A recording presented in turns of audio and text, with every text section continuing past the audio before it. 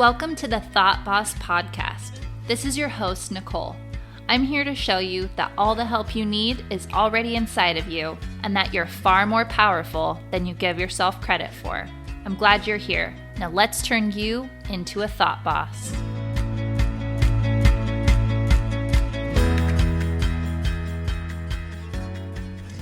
Okay guys, I'm so excited for this week because we're talking about gratitude and abundance, and I have some fun stories and just things that you want to know.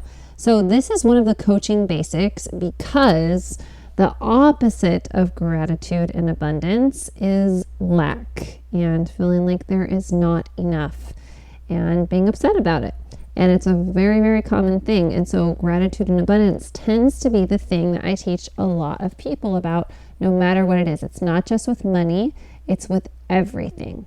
So the first thing I want to tell you is that this is normal. You are not wired to feel abundant.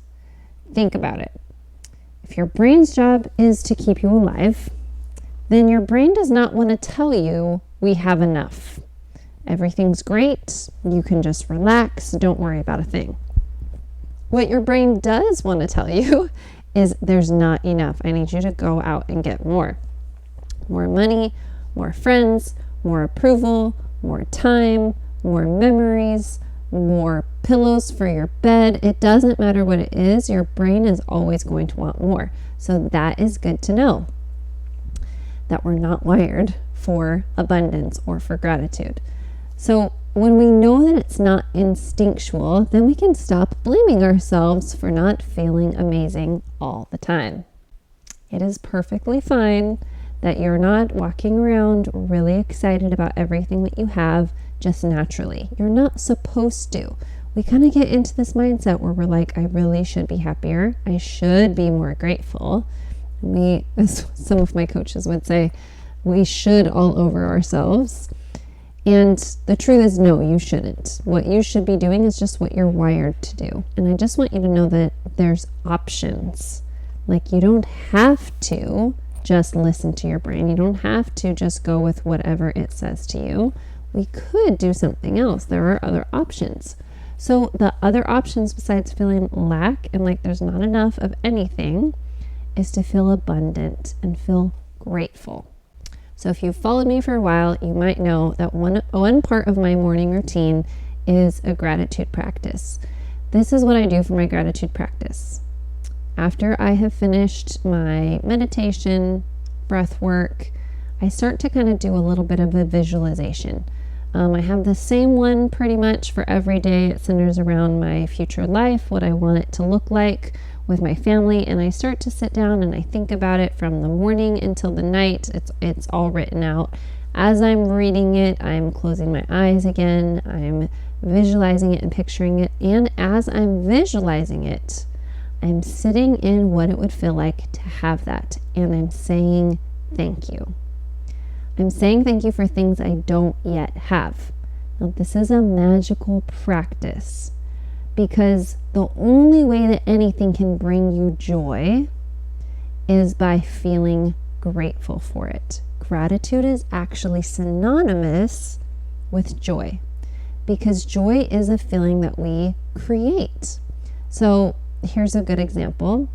I like to order essential oils for my house. I'm not very good at using them. I don't quite know how to use them, which is silly, but I love to smell them. I love to put them in diffusers and make my house smell good. So I love candles too, but sometimes they give me a headache. But I tend to get these packages in the mail probably every month or two, full of oils, beautiful smelling oils.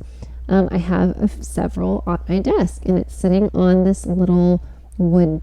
It's kind of like a tree trunk that they have cut into like a 2-inch diameter, and they've sanded it all down, and it's like just a little stand, I guess.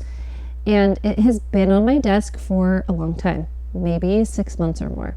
When I first bought it, I loved it. And I thought, I need that. It's beautiful. And I got so excited. I bought it. I brought it into my office. And every day that I would see it, nearly every day, I would just love it. I looked at it. I was happy. I was grateful because I was just noticing it. I would think in my mind, this is so pretty. I love this. I'm grateful for this. I like this. And then I would feel good. Now, I moved my desk into my room, and I have had this wood thing on my desk, and just seeing it does not make me feel good. It doesn't make me feel bad either. It's just like kind of neutral. It's just a thing that's sitting there. But as I was sitting here doing this podcast, I was looking over at it and thinking, what if I could be grateful for this? Like, is this thing bringing me joy? And it's not really just sitting there until I decide to think the thought, I love this. It's beautiful. Now, I love to use my hands to do everything because I feel like they connect us to things and to ourselves. So anytime I'm talking to myself, I'll put my hand on my heart or on my chest or on my stomach if I'm having some emotions there. But I like to also touch the things that I love. So I just like to touch this little piece of wood and say, thank you. You're so beautiful. Thank you for being here. Thank you for existing. And all of a sudden, this like little wooden stand has become like this thing of joy for me. Now I have associated it in my mind with something that I feel joy from. Now there's a bunch of oils sitting on the top, and I just got this new one. It's called Motivate. It's a doTERRA oil, and I love the smell. It's very minty. It kind of wakes me up, but I haven't actually experienced the joy from it. I'm smelling it right now, and I can smell it and not feel grateful. You can experience something and not feel the happiness of it. All the time we do it, every single day, because your brain's job, your mind is not focused on letting the things around you make you happy. Your mind is focused on what do we need to get that we don't have yet. But it doesn't think that once I get it, well, it does think once I get it, I'll be happy, but it never actually takes the time to be happy. So I'm holding this bottle of oil, and I just want to say thank you. Thank you for being here. Like, thank you for making my life better. Or thank you, God, for giving this to me. I can think both of those things. And then I'm filled with this rush of happiness, which I just think is amazing. Gratitude equals happiness. So if you have never had a gratitude practice, that's totally fine. I just want to offer maybe some ideas for a gratitude practice. So one thing that you can do is just get a piece of paper, put it in one spot and decide all week long, or a lot of people do this in November, all month long, I'm just going to write things on the paper that make me happy. This reminds me of in college. My friend and I worked at our school, at the college. It was just a small college in the summertime, and there weren't a lot of people like there. The job actually kind of sucked. It was like an 8 to 5, like boring office job. But we worked together, and at least in the same building, pretty close to each other. And so occasionally when we'd see each other, we just started this thing where we had this list, this long running list of things that make us happy. And we would put really big things on there and really little things. It'd be like pickles or ice cream or my dress or the sunshine today. And we would just put things on there. Funny note, that was back in the days when, not the Vampire Diaries, what am I thinking of? Twilight had just come out. It was coming out. I'm pretty sure we had book 4 at that time. And we loved reading that book, and we were obsessed with Edward Cullen. By the way, if you've never read Twilight, obviously it's so much better than movies. It's like a little immature now, but I'm sure I could get lost in it again. We were obsessed with Edward Cullen. We weren't married. We had Edward Cullen on the list like several times because he made us happy. Anyway, this list of joyful things like actually brought us a ton of joy, because instead of looking at things as if they were wrong, we were just looking at everything as if it was just there to make us happy. And then guess what? It was amazing. As soon as you decide to be grateful for something, it turns into something that can make you happy. And now all the stuff around you is here to serve you instead of making your life harder.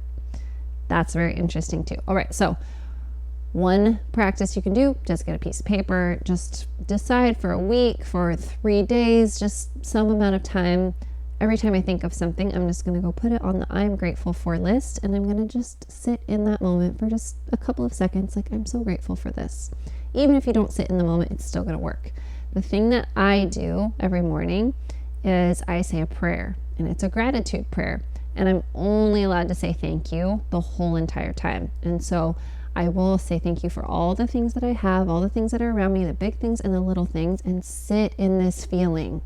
You notice how I'm saying that over and over again, because the emotion of your body is what drives you to do things. It's what fuels you to go about your day.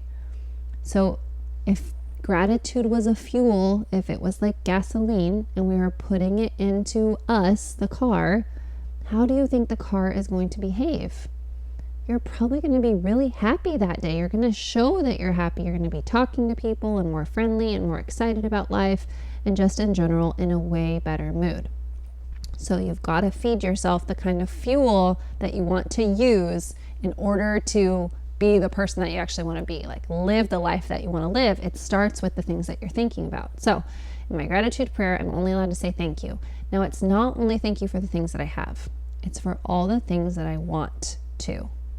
So I'll do my visualization practice and I'll say thank you for all the things that I'm seeing, and thank you maybe for what I'm going to do today for I want it to produce. And then guess what happens? Remember, gratitude is happiness. And so I get to feel happy like as if I've already achieved that goal, as if I've already gotten that thing that I wanted so much, which is crazy because I wanted the thing so I could be happy. And then I'm already happy, and now I get to go create the thing, but I don't have to wait for the thing to get to me in order to be happy. It's this crazy little trip, and I want you to try it. So here's a story about gratitude. My husband and I did not have a lot of debt. This was several years ago, maybe $20,000. But we really wanted to be out of debt. And we didn't have that big chunk of change to just pay it all off. We're making just small payments, but interest is annoying, and it just felt like we weren't really making the kind of progress that we wanted to make. So we had been doing gratitude prayers because we had actually taught a lesson in youth Sunday school about gratitude. And one of the things that we challenged the kids to do, because a leader of our church, an apostle, had given a talk on it, was to do a gratitude challenge where you only said a gratitude prayer every day or every week, or just any time that you want to, but in the prayer you only say thank you. We started to do that, and we challenged our little youth Sunday school class of 12 and 13-year-olds to do this too. And we figured, okay, we're asking them to do it, of course we're going to do it too. And I don't know if they really ever did it, but we were doing it. And every night we were saying a gratitude prayer, or every morning whenever we were finding time. And we would what's crazy about the prayers, it felt so light. It felt so like I don't need anything right now. And I feel happy. Like look at what makes my life amazing. I don't know why we ever stopped doing it as a couple, but it was an amazing exercise, because instead of kind of coming to God with, these are all of my problems, and the heaviness of I need these to be solved, it was kind of like, I trust you, and look at what you've already done for me. This is amazing. And we were also adding in things that hadn't happened yet. So we were praying, thank you so much for getting us out of debt. And not in a way that was I need you to get us out of debt. But it was no, we're just so grateful that you helped us get out of debt. That feels amazing. And it might sound crazy to you to say thank you for something that you don't actually have yet. But what it did for us is it felt like it's already done. Of course this is going to happen. We're not worried about it at all. It was this strange peace that came over us. Obviously, God is the giver of peace, but also we get to choose how we feel, and we were feeling peaceful because we were choosing to be grateful. And then what's crazy is that we continued to pray for this in gratitude, not hustling anymore, not being crazy, not doing anything out of the ordinary. And we got a very large check for more than the amount of our debt and paid off all of our debt all at once in the craziest, most miraculous way. And it was not that long after. And I know it's because we had been praying in gratitude for this debt to be taken care of. We were so grateful. And before it had ever happened. And then it happened and we were even more grateful. It was like, wow, I've already felt this, but like, it's like fulfilled now. Like, this is amazing. So if you want amazing things to happen, be grateful for them happening first. Visualize them. Thank God for them. Thank yourself for them. Thank the universe, if you want to, for them. But it gives you the joy ahead of time.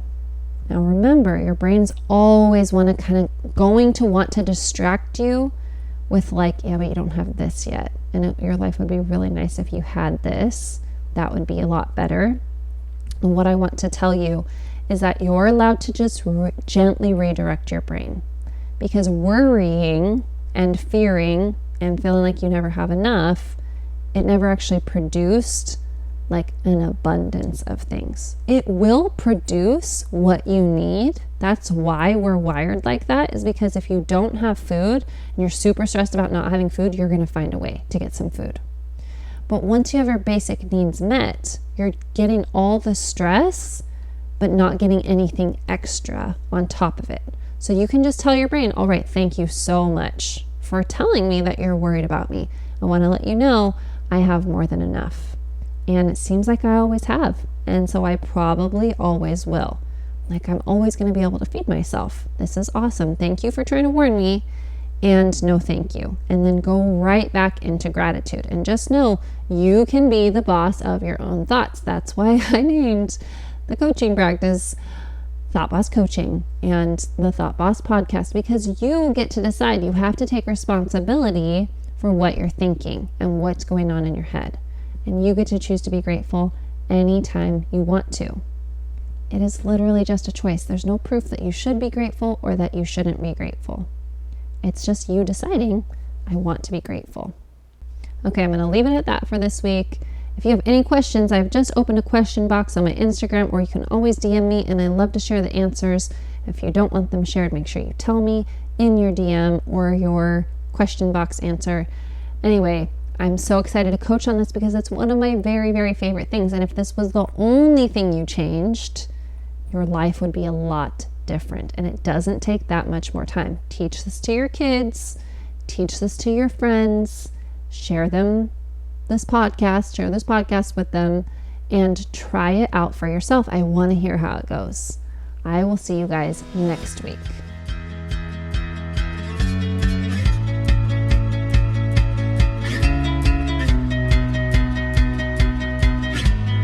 Hey, if you're ready to make your mind a safe and peaceful place to be, I want you to sign up for a free coaching consultation. And together we're going to find out exactly what makes you tick, and we'll heal your relationships with yourself, with God, your business, and other people. Because when you feel good, you can do good. I know that the world is waiting for the special magic that you have to offer. Don't make us wait any longer. Sign up for a one-on-one call with me and become the thought boss of your own life. Go to thoughtbosscoaching.com or find me on Instagram at thoughtbosscoaching.